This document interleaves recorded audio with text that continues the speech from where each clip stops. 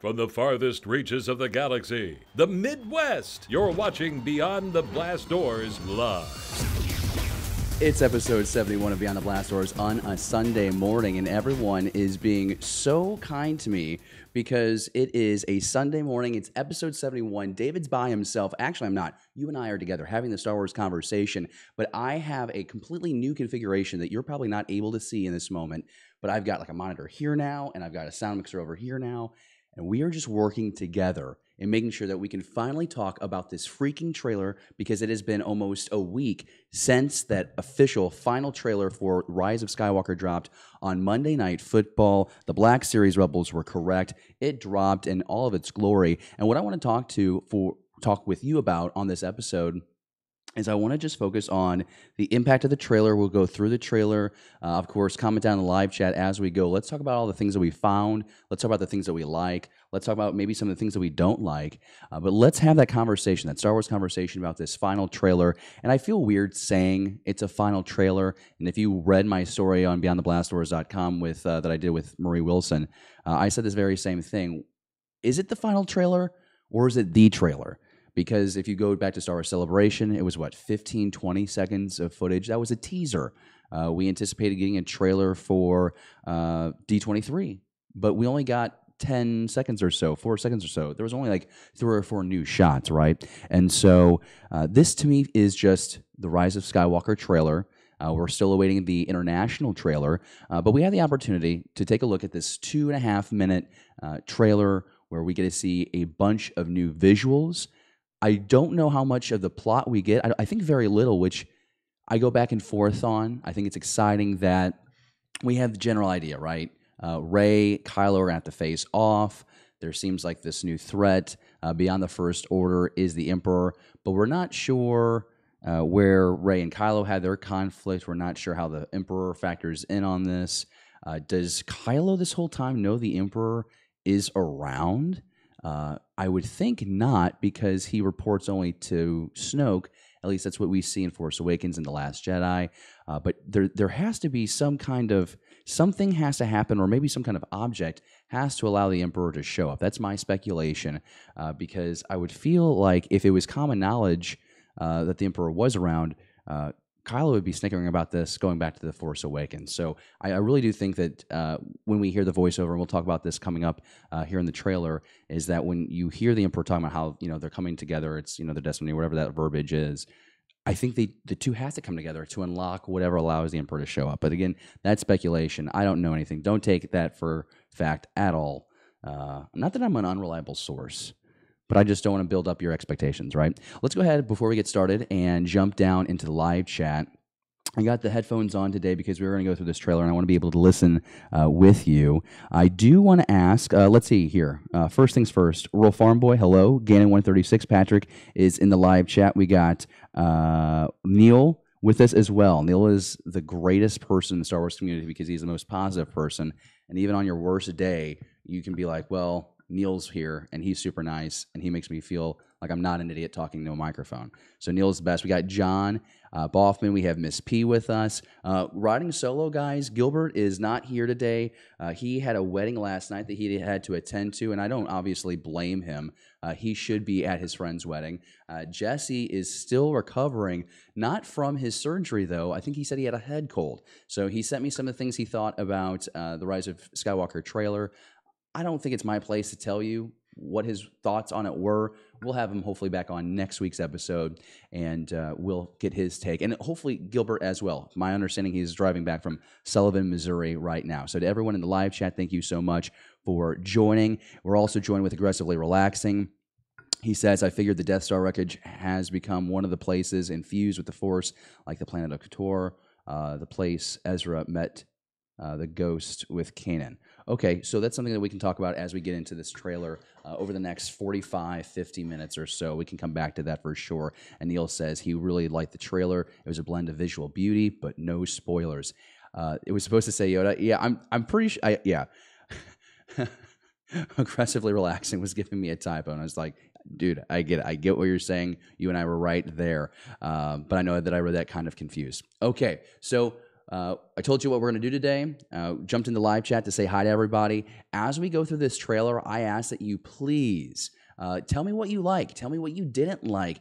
Is there an Easter egg in these scenes that I'm not seeing that maybe we didn't cover here at Beyond the Blast Doors? I would love for you to let me know in the live chat, or if you're watching this on the rewind, please let me know in the comments section below, whether that's you're watching on YouTube or the other places where you can find us. And of course, episode 71 of Beyond the Blast Doors is always available on YouTube in case you need to watch it on the rewind. Of course, we always prefer when you join us for our live show on Sunday mornings at 11 a.m. But you can also find us on iTunes, Spotify, and SoundCloud. Star Wars Conversation. It's our Star Wars conversation, and we're sharing it together, and I am so excited to be able to dive into this. I have a cat brushing my leg. As you can tell, I really drop the level of professionalism on this broadcast when it's just a solo show. But you know what? That's for me to have fun, and that's for us to have fun together. So it's going to be really, really great. Roll Foreign Boy says there wasn't one thing he didn't like about this trailer that we're about to talk about. We got Neil on here saying he loved the music. Stephen is with us now, and he's here because he heard me on Around the Galaxy. That is so interesting that you bring that up, Stephen, and I'm going to go ahead and do this out of order.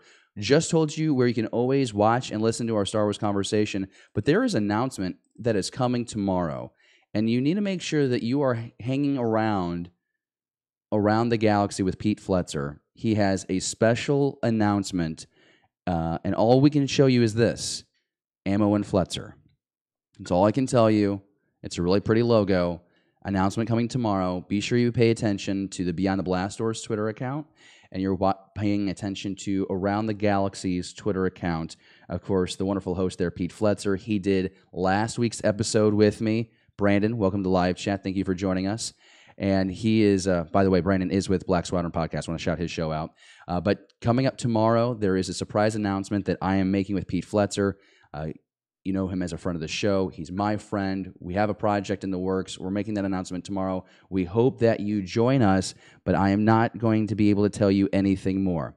With that said, let's go ahead and dive into our first topic of the show. And the first topic, I should say, of our show is this whole trailer. It came down Monday Night Football at the halftime. They set it up with SVP. It was really exciting to kind of be in this moment with everyone in a sense that you felt that there were two types of people watching this game. Okay, there were those who actually cared about watching that game, which were mainly New England Patriot fans, because it was going to be it seemed like a very easy win for the New England Patriots facing the Jets on Monday Night Football. Kind of a lame matchup.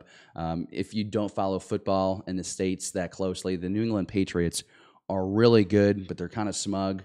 And I made the joke during the broadcast, which no one found funny, but I'm going to make it again, which is the fact that, like, if I was to equate the Patriots to something in Star Wars, I would say that the Patriots are like the Death Star, and the New York Jets defense was like the city of Jeddah at like the 93-minute mark in Rogue One. Okay, I think you get the visual there.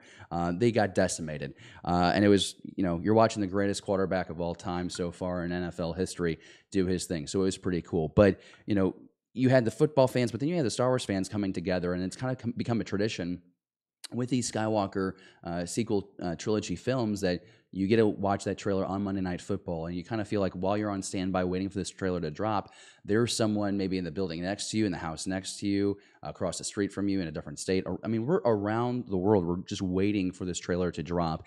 And I realize that not everyone did that. Some people were waiting for it to drop on YouTube, and I totally get that. Maybe you don't have cable anymore. Maybe you don't watch football. It's just more convenient for you to do this where you're able to get it on YouTube. But still, we're all in that moment together, anxiously awaiting the chance to get our next new glimpse at what the Rise of Skywalker will look like. And overall, it is going to be massive. And this is something that we got in just some of those teaser shots earlier when you saw the big Rebel or Resistance fleet. I'm pretty sure we're calling them Rebels again, but you see this huge fleet coming in from one side, then you saw hundreds of Star Destroyers in the other shot with that blue sky in the background, which teased like this big space battle, right? And at the time, we weren't sure if it was really a battle or if it was kind of like a premonition or a dream or a vision of some sort. But in this new trailer, when we're going to talk about it, we got to see that there is this all-out war. You know, we heard from John Boyega more than a year ago saying that this is going to be the war to end all wars in Star Wars, and its epic nature is really captured in this final trailer that was given to us by JJ, Lucasfilm, Disney. We're seeing horses running across Star Destroyers. Okay, that was a Patton Oswalt joke from what, Parks and Rec, and now it's real, and we're okay with it because it looks cool. Like, it looks Star Wars, and I'm excited to see what Janet's going to do with her people. I think they're going to kick some butt. I'm jumping all over the place just because I'm really excited about the opportunity to have a conversation about this trailer. I was really inspired because it felt, I think JJ just captures the essence visually of Star Wars so well. And I think, you know, Ryan did some great things in The Last Jedi, but I really loved these sweeping landscape shots that JJ did in The Force Awakens. And it looks like we're going to get a lot of those here. With The Rise of Skywalker. And I do want to note that before we go on and talk about this trailer, I want to make it very clear. I don't want to talk about any spoilers. I have a source that made me aware that there were some images that were going to leak, and they leaked. And unfortunately, some people were irresponsible and posted those leaks wide in the open on Twitter. They posted those on Reddit, which, I mean, if you're going to find them on Reddit, you're going to go look for Reddit. So that means you're kind of setting yourself up for that, right? But, you know, people have made videos. I think I want to stay away from it. I mean, that could change. I think, let me know in the live chat if you want, you know, me to do a separate video where it's specifically about the images that were leaked. Maybe you've seen them already, but I don't want to discuss them. I'm just saying, I know that they exist. I'm asking you, please don't speak about them in the live chat. Don't speak about them in the comment section. Let's not spoil this movie for anyone. We are only going to talk about the footage or the images that have been officially released for The Rise of Skywalker. So here I am.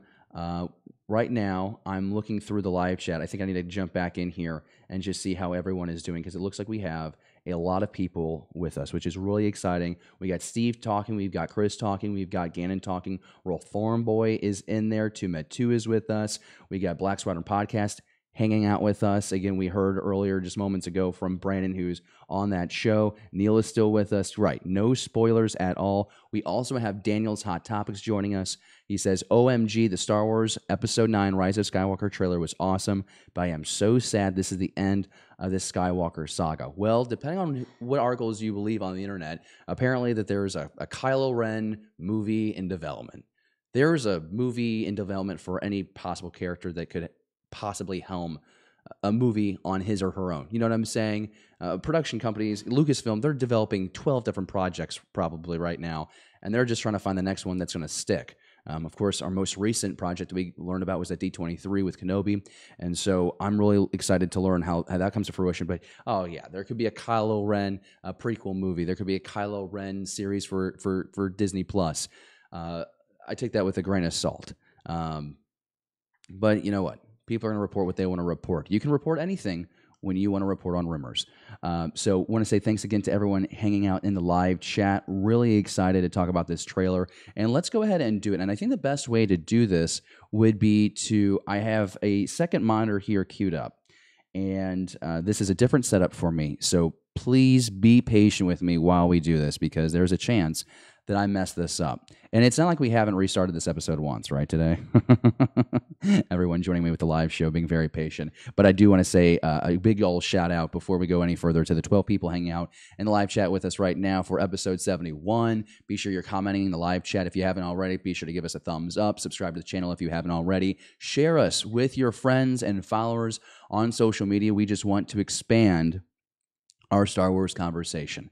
And you're like, why is he wearing a hat indoors? It's because I have really bad bedhead, and I had a camera thing, and I did not take the time to do my hair. I don't think anyone even actually cared. I just ratted myself out. Let's go ahead and do this thing. So I'm going to go ahead and bring this thing full screen, and we are going to watch together this final trailer, and we will start and stop it as we need to. Okay, Real Form Boy, yes, give us a like. But here we go, the beginning of the trailer of Rise of Skywalker, the forest and that helmet. And I'm going to go ahead and just pause it right here, okay? Because this is really interesting to me. There are people, someone made the comparison that this looked like Rey's helmet from The Force Awakens, and it kind of made me giggle. And this is where you know the difference between like a lay fan and then like someone like myself, or maybe you identify this way, where like you're very invested in the canon and the lore, and you like to know like the details of the details of the story. That's not it. That's not the helmet from Force Awakens. She had, it looked like an X-wing fighter pilot's helmet. This to me looks more like the B-wing helmet that we see, or not, I'm sorry, the B-wing. It's kind of reminiscent of what we see guys wearing with the A-wing, maybe the Y-wing, but this looks like an old Rebel fighter's helmet. This is not for an X-wing pilot. And Rolf Ormboy is in here, and he's saying, A-wing, B-wing, that's the kind of helmet. You know, I have a Lego helmet for a minifig that looks just like that. So clarifying that up, but a lot of people are talking about, what is this planet? Because it has a lot of shrubbery, tall trees. Folks really think this is Endor, possibly. Or maybe we're on the forest moon of Endor, which I would be fine with. I mean, you have to think about it. In Return of the Jedi, the Death Star blows up, and the fragments of the station are just, they're being pushed out. And how close are the other moons and Endor to the moon of Endor that we saw in Return of the Jedi, and close to the location of the Death Star when we see the Death Star to be disintegrated, basically, in wide open space? Like, how close are those other moons, those other surfaces, in relation to that location for these pieces to crash? So to me, it does seem real likely that we could be finding ourselves going back to the moon of Endor that we were at in the 1983 Return of the Jedi film, which would be really exciting, because I think that people have been whispering quite a bit about how they would like to see maybe a Chief Chirpa pop up, see Wicket again, right? Maybe it's Chief Wicket, but I think that would be really fascinating to see if we were back on Endor, the moon of Endor. We've never been on Endor. This planet also could be, and keep in mind too, we only saw the woods on that moon. That planet could have water. If you look from the space shot, the atmosphere, and the ships are leaving, there seems to be water there. So there are a lot of factors that maybe make us think that this is that moon of Endor that we're returning to. Maybe this is a brand new planet. Maybe they just came out with another name of a planet that I am spacing on this moment. I thought I had it in my notes. I apologize. But there is speculation that this is just another of the moons of Endor, which would be fine too. But I just have a feeling like Wicket doesn't have a spaceship to get to this planet, so we probably won't see him if that's the case. The live chat is blowing up just on this first image that we're looking at. So Chris is saying he's sorry, he's 2 minutes behind, he's catching up. John Boffman says, looks like a speeder helmet from Return of the Jedi with the red markings. Okay, very interesting. Marie Wilson joins us, I should say. Marie Wilson, BeyondTheBlastDoors.com's Marie Wilson joining us in the live chat to keep you guys company. Of course, Marie and I worked in tandem to make this full breakdown for BeyondTheBlastDoors.com possible. If you have not read it already, I'm kind of using it as a guide right now for our show, this episode 71. But if you would like to follow along, you can just go to BeyondTheBlastDoors.com and you can find that article. Daniel Hot's Topics, Kelly Marie Tran talked about that episode 9. This is redemption, and hinted that Palpatine could be redeemed. That is just not possible. There is, you can redeem Ben, Kylo Ren in a way, I think. There is no way the mechanism to bring this all together is going to be a redemption of the Emperor. That's just, I'm not buying into that. But if that's what she said, maybe that was her toying with you, Daniel. I don't know. Maybe you misunderstood that quote, but there's just no way. The Emperor has this massive fleet. There's no redemption here. Now, this is the Emperor's one last chance to try and have ownership of the galaxy.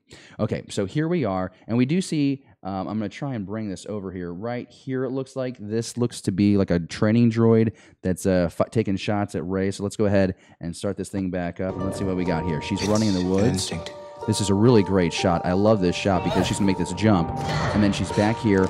Now, we're not sure. Here's my thing. Is this inside the Death Star remains, or is this inside a Star Destroyer? Because we've seen Rey inside a Star Destroyer before. It takes us very back. And I think that's part of it, too. It's nostalgia, right? It's taking us back to those first moments where we met Rey in The Force Awakens, where she's climbing through the Star Destroyer on in the dunes of Jakku, we could say for lack of better phrasing. But, it's interesting to see the sequence of shots, and it was cut perfectly, going from the forest here into this wreckage. We can assume, I guess, it's the Death Star, but we hear that voiceover. It's an instinct, a feeling. The force brought us together, and we're hearing Finn read that, which is really interesting to me because something that was set up, and maybe you disagree with this, but I feel like it was set up with Force Awakens that maybe Finn had a connection to the Force.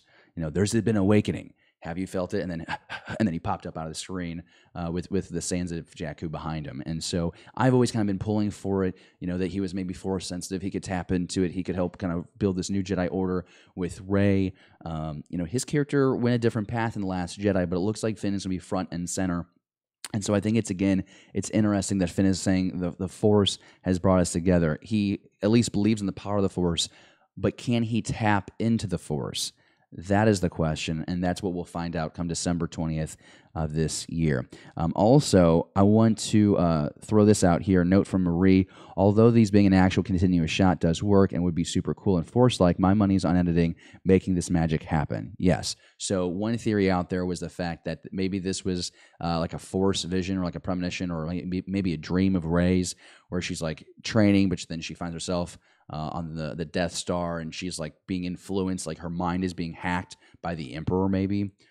So that's a note from Marie at this point, just kind of telling you where she's at with this trailer. But nonetheless, Rey here out of breath. She's always out of breath. I made this point. Do you ever notice how often we see her? She's always running away, like she's just 100%. The effort to save the galaxy is admirable. And I guess we'll also give Daisy Ridley some credit for her passion for the role. But it's like the trailer for Last Jedi, always out of breath, just panting. Here she's panting. It's like this woman needs a break.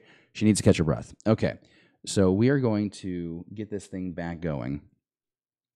And the live chat, again, is just going crazy over this. This is really fun to see everyone throwing out their thoughts about this footage. It is really cool. Chris King says, yeah, the Death Star 2 for sure. Rural Farm Boy says, it's like the tractor beam station, like Obi-Wan deactivated what Rey jumped onto.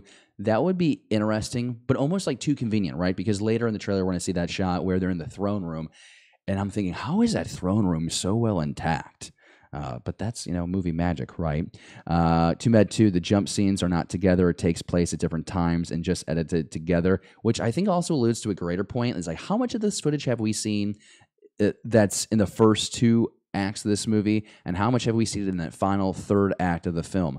A lot of people are saying they think we haven't seen any footage from the last third of the movie. And we saw a lot of stuff, including a battle scene that you would imagine would be the climax of the movie. At least that's what I would assume. Let me know what you think about that in the live chat or in the comments below. Do you think we have seen any footage from the last act of this movie? Really interesting stuff there in live chat. Thanks for everybody for commenting. Let's go back to the trailer now, and let's see what we can spot. The Force brought us together. Finn with the binoculars. Beautiful landscape shot. Rey running, training. This is a scene that really got the cheers going when I was watching this at work. So a little disclosure, I work in a news station in the Midwest, and there are four of us gathered around the TV that had Monday Night Football on. And so we're watching this scene, and we are just blown away by seeing just one of those traditional meetings. The prequels get attacked, right, for having like so much time where people are sitting around in a circle and debating things. But something really powerful from Return of the Jedi, and something that maybe allowed us to really understand the intensity and the desperation of the Rebel Alliance in Return of the Jedi, was that meeting that Mon Mothma kind of oversaw. And you're seeing a fractured rebellion. Here is the resources that the rebellion was able to gather in the last year. We're having to come up with the plan. We're going to have a planetary strike force. We're going to have an air, a space assault. And it oddly feels a lot like what we're going to have to face here in The Rise of Skywalker. In the last year, between the events of Last Jedi and here at The Rise of Skywalker, there was a distress call that Leia put out that she thinks that nobody heard. Well, when we talk about a few shots upcoming, I think it's pretty safe to say that maybe her signal was heard, just no one got there in enough time.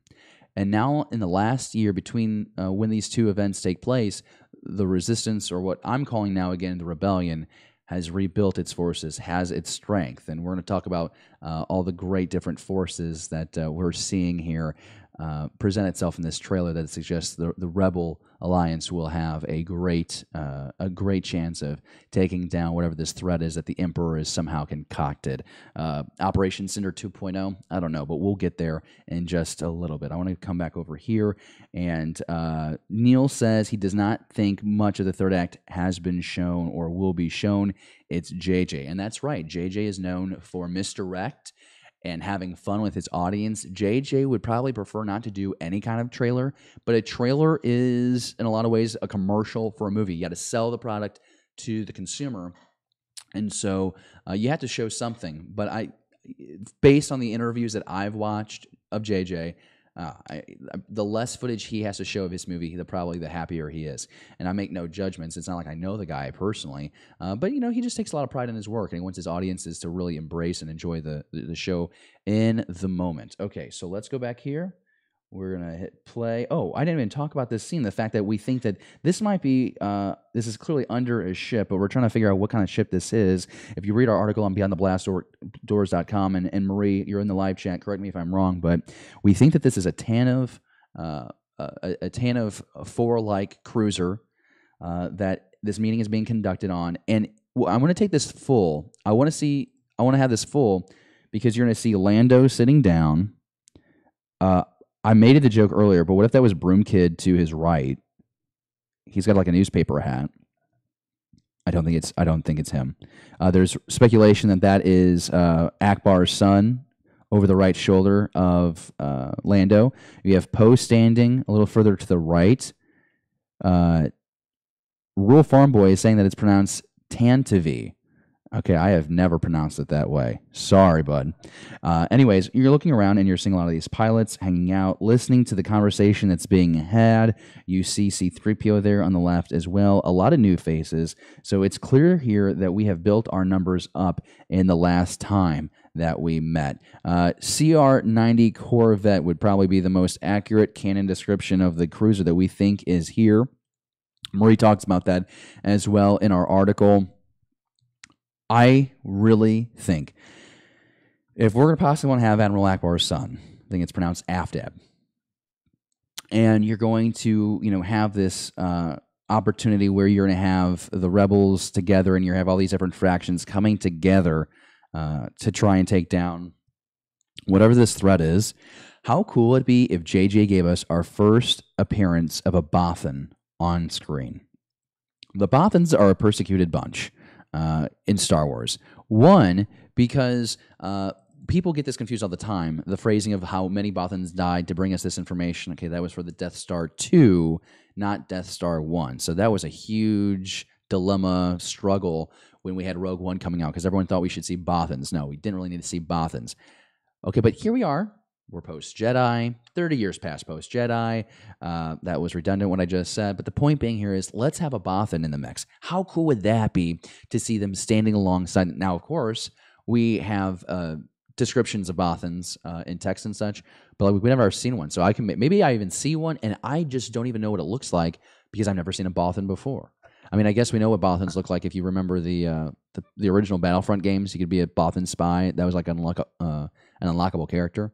But I think it'd be really cool if we were able to get a Bothan maybe in this scene. Be really exciting. Or in the movie in general. But I think this scene makes a lot of sense. What do you think? Let me know. Comments down below in the live chat. Should Bothans appear in The Rise of Skywalker? Not alone. Good people will fight if we lead them. I love this shot. I love that shot of the Tantive cruising over the tree line there and shaking everything. And I love this line here that we get from Poe. I think it's pretty powerful where, we're not alone. Good people will fight if we lead them. And, I made the comment before, but Poe is kind of a liability. He's charming, he's vocal, aggressive, sarcastic, and he's a flyboy that has demonstrated a great passion for the Resistance and for Leia, but it also causes him to make poor decisions, reckless decisions, cost a lot of people their lives. And so we've seen that with Last Jedi, notably, where, they're trying to take down that dreadnought, and he loses so many of those pilots, so many of those bomber pilots. to just take down that one ship and not really seeing the full picture and the impact, the consequences of his actions. So I think it's interesting that we hear him say that we're not alone. Good people will fight if we lead them. I think what that's speaking to is Poe assuming more responsibility. He's grown as a character. He's more mature. He studies and works under Leia. We're not quite sure the extent of Leia's involvement in this movie. We're also not sure of the extent of her rank. Is she still the top lady? Does she have a number 2? Is that number 2 now Poe? Does Poe have complete control of the fleet now? We're just not quite sure how things are structured. So it will be interesting to find that out when we get to the movie in December here. Now, what we're going to hear next, and you know this as well, I know, but you're going to hear the dialogue between Rey and Kylo. So we've had Finn and Poe. Now we have Rey and Kylo. People keep telling me they know me. No one does. And then you have maybe one of the best.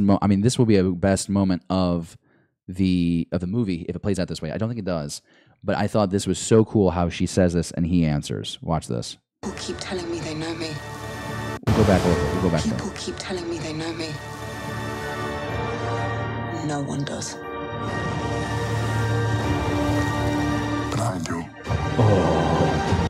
Now listen, all the Bendemption people, all of the Kylo fanatics, all the Reylo people, they rejoice at this. I want to enjoy this moment with you the most because I thought this was one of the best moments of the trailer. I'm going to watch it again with you. We're going to do this again because to me, this movie is about Rey and Kylo. And yes, there is a Rebel, Imperial, Rebel, First Order dynamic here in the movie, but this is about Rey and Kylo and just... This is something special that we're going to witness here in December with this movie. The connection between these two are going to be the key that either unlocks the Emperor or truly does bring balance, if the balance is even obtainable. No one does. But I do. Oh, wow. Talk about a wet dream if you've ever had one. Kylo just coming out of the water like that, and then we kind of know that based on other shots that we've seen that we're going to have Rey and Kylo dueling what we think is also Rebel of the Death Star 2.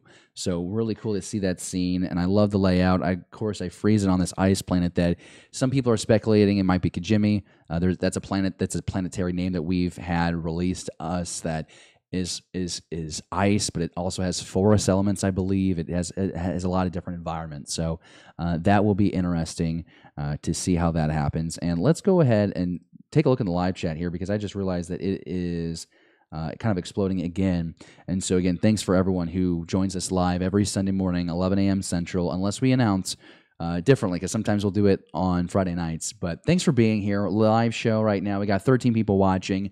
If you're watching on the rewind, of course, be sure you're continuing this Star Wars conversation with us in the comments down below. And Patrick Gannon136 says, Kijimi is a planet, not a floating iceberg in space. Correct. Okay, so this is here's what I'm confused about with the shot that we're about to see is the fact that I can't tell if it's a reflection of the ice structures there or if it's different. I read an article this morning when I woke up actually that suggests that it actually is a reflection, but the shot is upside down and it's trickery from JJ. So we'll go to that in just a second. John says, is that a white streak in her hair? Man, she looks angry.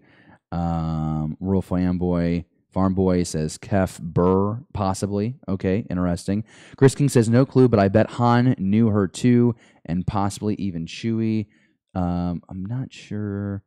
That's another conversation, I guess, that's happening within the live chat. But nonetheless, everyone's having a good time in there. Thanks to everybody watching. Okay, so we're going to take it full again, and we are going to enjoy this little moment here. And yeah, we have no idea what this is, but I'm going to freeze it again just because as these TIE fighters come in, what they're saying online is the fact that this is upside down, this shot, that actually should be flipped over. But if you look at both, neither side looks like a reflection. It really could just be floating in space somehow. It looks like there's stars at the top of the frame. That's why I never bought into it being a flipped shot, but very interesting. Very curious to see what this is, but it's always fun to see a lot of TIE fighters just kind of like flying in like that. Very cool. Dozens.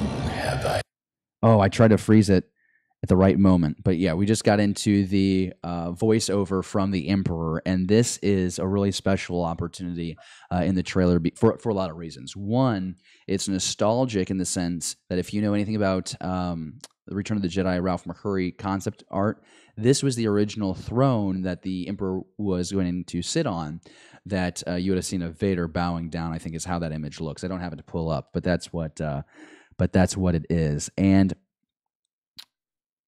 to me, the first thing that it reminded me of, and this is probably just reaching on my part, but when I look at this throne, it reminds me of like the Night Sisters on Dathomir. It reminds me of the costuming for the Night Sisters and Mother Talzin, and the art of their structures. It took me back to that place in the series Clone Wars, and that would be such a deep dive to bring that in for Rise of Skywalker. Of course, you're targeting a different audience with the movie. There are more people that go to see this theatrical release of the movie than there are that are fans of the trailer. And that's not a knock on the trailer, but people's interest, the amount of time and money they can invest in these series, it just shrinks the more niche you go. So you can cast a bigger net, get more fish with that theatrical release, especially here that we're going to see here with Rise of Skywalker, especially if the pre-sale numbers are anything to say about it, because it sounds like everybody and their brother is going to go at least 5 times to see this movie. There is a lot of speculation that Rise of Skywalker could give The Force Awakens a run for its money. Yeah, they're thinking that Rise of Skywalker could gross more than $2 billion. I know it was really good pre-sales, but I'm also not like a pre-sales box office expert, so I can't tell you. But that just seems like an outrageously lofty mark to hit, because you just don't have the same things working in its favor than Force Awakens. Like, we never thought, after 2005, we didn't think that we were going to get Star Wars, and then Disney buys it in 2012, and you're thinking, okay, maybe there's a chance we get movie, and then you got that first teaser for Force Awakens. I mean, that first footage has hundreds of millions of views. The Star Wars trailer now can barely break 30 million. So it's just, we're accustomed to Star Wars again. Star Wars probably should go away for a little bit and then come back, and we'll be reinvigorated. Would love to know what people think about that, because I think a lot of people are like, no, we don't want Star Wars to go away. Stay right where you are. It's staying right here. It's called Disney Plus. You're welcome. So yeah, Mother Talzin vibes, Night Sister vibes with this throne. Of course, the throwback to Ralph McQuarrie's original concept art here. But when you look at the throne, this was a cool Easter egg out there. The working title for the movie was Black Diamond. Engraved in the back of this throne is a black diamond. What is a black diamond? I immediately go and I think about Snoke's ring, right? That had the black diamond in there, or black rock that was taken from below Vader's temple on Mustafar. Is this throne, this whole throne made of stone, or that substance underneath that throne as well, from the ancient Sith temple that resided there on Mustafar? I don't know, but that could work for me. But Black Diamond, when we hear that working title, and then you notice in the back of that throne, it's there. So now you're able to start drawing connections. I wonder if this is connected to how the Emperor is able to return.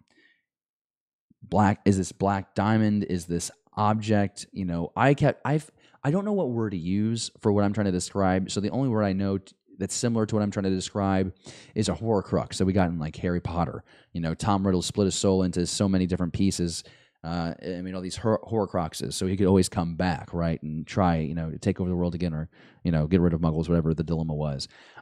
But is the Black Diamond, is that like a Horcrux in Star Wars terms, to bring the Emperor back, to allow him to come back? Do Rey and Kylo play a role in that Black Diamond being activated some sort? Or is the Black Diamond more like, I guess that this is exactly what I'm thinking of, like in Charles Soule's Vader comic, have Momin is like basically within that mask, and when you put that mask on, Momin's able to take control of that person.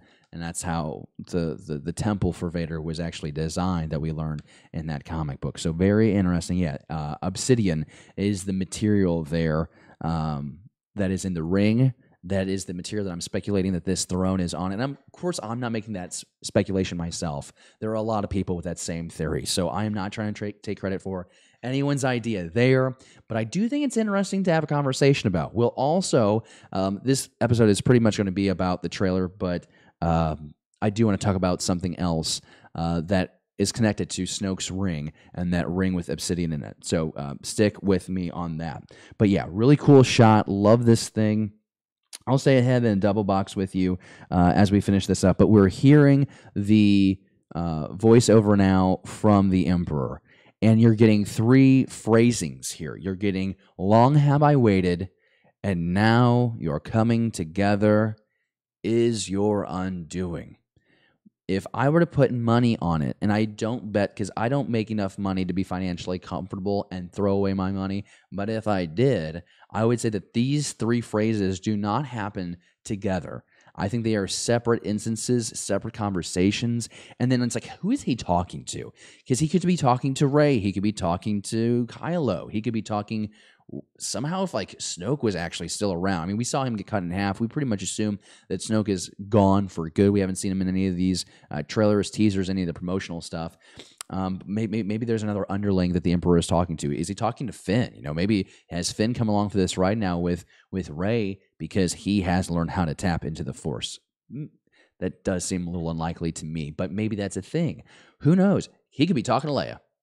He could. I doubt it. I'm pretty sure, based on everything that we've seen, we've only seen Leia in that forest. So it seems like early on she's helping maybe Rey train on that planet, whatever that is, whether it's Endor or some other planet. Maybe that's where we get Force Ghost Luke. But I think she's staying back. I think as we look at even just like the posters for these movies, you know, in Force Awakens you had Han. You had Leia with Leia and Luke in the Last Jedi poster. But when you look at the new poster, you don't see the original band together. Like there's no OT people in that poster. It's Kylo, it's Rey, it's supporting cast with Finn and Poe and others, and that cool Falcon swooping up behind the lightsaber blade. Okay, it is time to move forward. But yeah, I would actually like for you to tell me who you think that the Emperor is talking to with these voiceover lines. Is it Rey? Is it Kylo? Is it the both of them? Not sure. Let me know in the comments down below or the live chat if you're joining us for episode 71 live on YouTube, as we try to be every Sunday morning. All right, so let's go ahead and hit play. We're about halfway through this trailer. The rising of that Star Destroyer, maybe the coolest shot I've seen in Star Wars in a long time. I will pause it here because this is the shot that everyone is talking about, and we'll take it full. But that shot of the Star Destroyer coming up, to me, that is just as epic as that shot in Solo, where the speeder is zooming, you know, away, and the tilt up, or I think it's a tilt down shot actually. But you see a Star Destroyer being constructed. I think that's super cool. I think of honestly, all my favorite shots in Star Wars might be Star Destroyers. Well, maybe that's because it's the coolest ship in the galaxy. That's just me. But let's take a look at this shot, because you can make the argument that there are cooler ships in this, and there have been outrageous breakdowns of this one shot, because there are so many ships that are making their appearance here. We're having the Falcon, and we do know that's Lando. I saw a zoom in on the cockpit. It's Lando in his yellow shirt with Chewie in there, and the Falcon. But this is what we need to do. If you're joining us for the live show, I want you to comment in the live chat and let me know what your favorite ships are that you have seen in this one shot. This one shot has everyone in a frenzy because you are seeing the Ghost. That is the Ghost. It is really exciting. And you're like, well, what is the Ghost? Well, the Ghost is a modified VCX 100 light freighter owned by the Twi'lek Hera Syndulla that was used by the Spectre's rebel cell during the Age of the Empire. As part of the rebellion, the Ghost saw actions on numerous missions and skirmishes against the forces of the Galactic Empire. Thank you, Wikipedia, for that official definition. But you look at it, it's right there. That's the Ghost. And I tried zooming in. I couldn't see anything inside the cockpit. I think one person actually was able to get a high-res image and zoomed in and wasn't able to see that anyone was in the cockpit.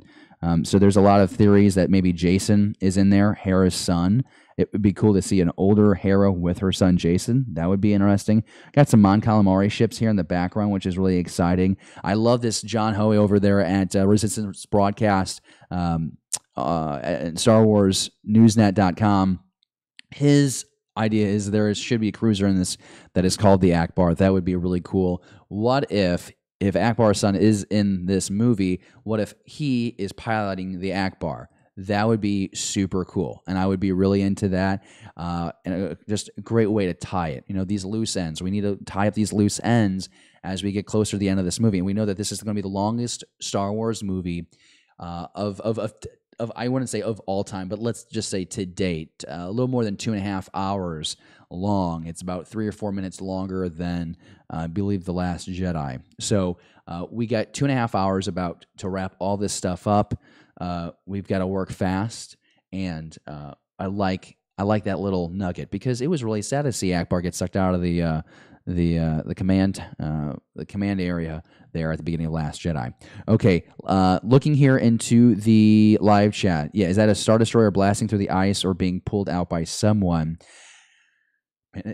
I can't tell. It's an aggressive explosion, so maybe it's bursting out. Maybe that fleet was on standby for 30 years, and now it's go time. But yeah, an Imperial 1 class Star Destroyer. Marie Wilson says she thinks that it's Palpatine pulling the Star Destroyer out of the ice.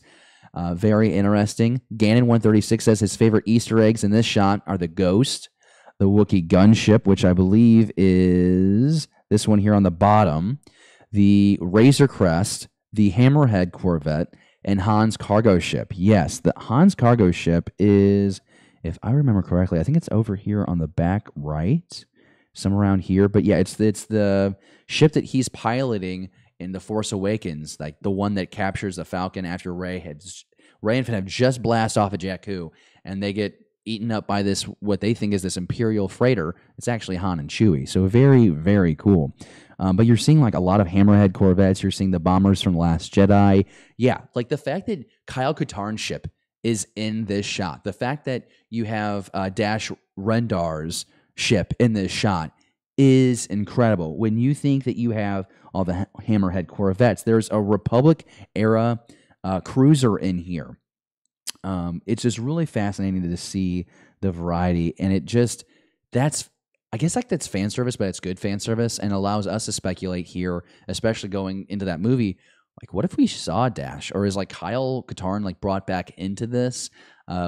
Maybe it's just the ship, and it's just a subtle nod to the fans who invested in those games and the books, but still really cool. Patrick says, if Dash Rendar makes a voice cameo, my jaw will drop. Well, it's probably similar to what happened when I heard General Syndulla called for in the Rebel base on Yavin during Rogue One. It would be very cool, and it would be really satisfying for that connectivity. But also, it makes me think of a conversation that Dave Filoni had recently. It's like, why did we do IG-11 instead of IG-88 for The Mandalorian? And he said it was a decision out of respect to fans who had these stories and past experiences with IG-88. That character has its stories in respect to that character and the attachment fans have with it. It's the same looking droid. It's a different model, and now it's time to make new adventures. But, it's a visual that locks you in. So I think that's what maybe this is. It's a visual that locks us in. To see Dash's ship, to see Kyle's ship, the Wookiee freighter, like Patrick mentioned. I think it's really interesting. And I do want to shout out a Twitter user that did some really nice work. His name, it's at Admirable, or I'm sorry, not Admirable, at Admiral Nick 22. Check him out on Twitter. If you just search in all one word, Admiral Nick 22, it's a Aftib Akbar fan account. But he goes through and he identifies, I think, every ship in this shot. And I'm not going to take away, I'm not going to try and claim that as my own, obviously. But, there's just a lot of work that he went into here. So it's definitely worth you checking out that Twitter thread. He mentions the Hammerhead Corvette, the Bunker Buster Corvette. He lists a Dornian gunship, a Nebby Green ship. So interesting, just the variety of and that's, again, you're seeing Rebel cruisers, you're seeing Mon Cala cruisers, you're seeing Republic era cruisers. It's like all hands on deck to make this battle, to fight this war against wars. And it's really exciting to me as a fan. Really freaking cool. So back in the live chat real quick, Roll Farm Boy, is there a YT2400 in there? I believe that was on the list as well. Again, check out Admiral's Twitter account and his thread, all the breakdown. I don't want to take the time to break that all down. I think by now you probably haven't. If you haven't, go check him out. He did the hard work. You should give him credit and let him know that you were sent by Beyond the Blast Doors. That would be super cool. Makes stories bigger, not smaller. Oh yeah, with all the variety, absolutely. A lot of old ships there. Some mechanic has been paid handsomely for their work. Yeah, there were probably a couple of junkers there, John, that had the blankets over them for the last couple of decades. Had to pull them off. The fact that there's a Republic era ship in this bunch, that is so satisfying to me. And it's like, where has that been for 40, 50 years, come on. Yes, get in 136. Admirable Nick 22. I keep saying the Admirable, but it's Admiral Nick 22. He did the Lord's work. Pretty great. Watto had back stock ready for war. That's freaking hysterical. If Watto was still hey, that'd be funny if he had a cameo. That would actually take us all out of the movie and be a disaster. And JJ would never be allowed to touch Star Wars again. But maybe there's a tombstone, and that'd be kind of cool. Watto's tombstone. Okay, let's go ahead because we still have quite a bit of trailer here to get through. But yeah, a cool shot here with the Falcon leading the charge, Lando in the cockpit. Coming together. More of the Emperor's voiceover. Here's that